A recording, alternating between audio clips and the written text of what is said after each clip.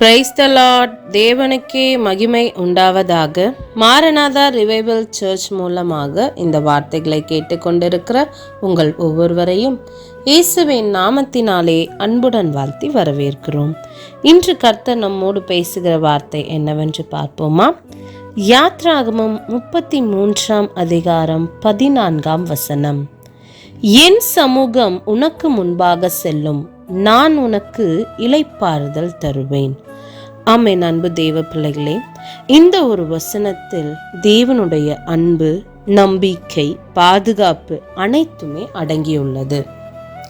இந்த வாக்குத்தத்தத்தை யார் யாருக்கு கொடுத்தார் என்று பார்த்தோமானால், நம் தேவன் மோசேக்கு கொடுத்த வாக்குத்தத்தம். மோசே ஒரு கவலையான ஒரு நெருக்கமான சூழ்நிலையில் இருக்கும் பொழுது கர்த்தர் இந்த வார்த்தையை அவருக்கு கொடுத்து அவரை தைரியப்படுத்துகிறார். இஸ்ரவேல் ஜனங்களை வழி நடத்துவதற்காக தெரிந்து கொள்ளப்பட்ட ஒரு மனுஷன்தான் மோசே.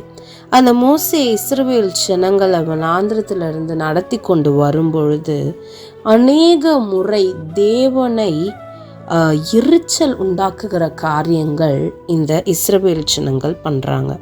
அப்ப பல முறை தேவனை அவர்கள் புறக்கணித்து ஆண்டவருக்கு விரோதமாக முறுமுறுக்கிறார்கள். இந்த காரியங்களை மோசே பார்க்கும் பொழுது அவர் மிகவும் மனவேதனைப்படுகிறார், மிகவும் கலங்கி இருக்கிறார். இத்தனை கடினமான பயணத்தில் தேவன் நம்மோடு இருப்பாரா என்று அவர் பயந்தார். அந்த நேரத்தில் தான் ஆண்டவர் மோசேக்கு தைரியமான ஒரு வார்த்தையை கொடுக்கிறார். என் சமூகம் உனக்கு முன்பாக செல்லும் என்று சொல்லி, நான் உன்னை வழி நடத்துவேன், நீ தனியா இல்லை, நான் உன் கூட இருக்கேன் அப்படின்னு சொல்லி ஏசப்பா அந்த நாட்களில் மோசேக்கு ஒரு தைரியத்தை கொடுக்கிறதை நாம் பார்க்கிறோம். அதே போல தான் தேவனின் சமூகம் என்று சொன்னால் அவருடைய வழிகாட்டுதல், பாதுகாப்பு, ஆற்றல் ஆகிய அனைத்துமே இதில் அடங்கும். நம்முடைய வாழ்க்கையில் எந்த பாதையில் சென்றாலும் தேவன் நம்மோடு நடக்கிறார் என்ற உண்மைதான் நமக்கு மிகப்பெரிய ஆறுதலாகும். நம் எதிர்காலம் குறித்து குழப்பத்தில் இருக்கும்போது அவர் முன்பாக நடந்து செல்கிறார். நம் வாழ்க்கையில் பிரச்சனைகள் வரும்போது அவர் நமக்கு முன்பாக சென்று அதிலிருந்து நம்மை பாதுகாக்கிறார். நாம் எடுக்கும் ஒவ்வொரு அடியிலும் அவர் நம்மை வழிகாட்டி நமக்கு முன்பாக செல்கிறார். அதனால்தான் தாவீதும் சொல்கிறார், என்னுடைய பாதையை அறிந்தவர் கர்த்தர் என்று சொல்லி. இந்த வாக்குத்தத்தத்தில் 2வது பகுதியாக கர்த்தர் சொல்லுகிற வார்த்தை, நான் உனக்கு இளைப்பாறுதல் தருவேன். ஏனென்றால் அவர் மிகவும் கலக்கத்தில், துக்கத்தில் மோசே இருக்கும்போது, உன்னுடைய மனசுக்கு நான் ஒரு அமைதியை தரேன், உனக்கு ஒரு ரெஸ்ட்டு தரேன், உனக்கு ஒரு பீஸ் தரேன் அப்படின்னு சொல்லி ஏசப்பா ஒரு இளைப்பாறுதலை தருகிறேன் என்ற வாக்குத்தத்தத்தையும் அவருக்கு கொடுக்கிறதை நாம் பார்க்கிறோம்.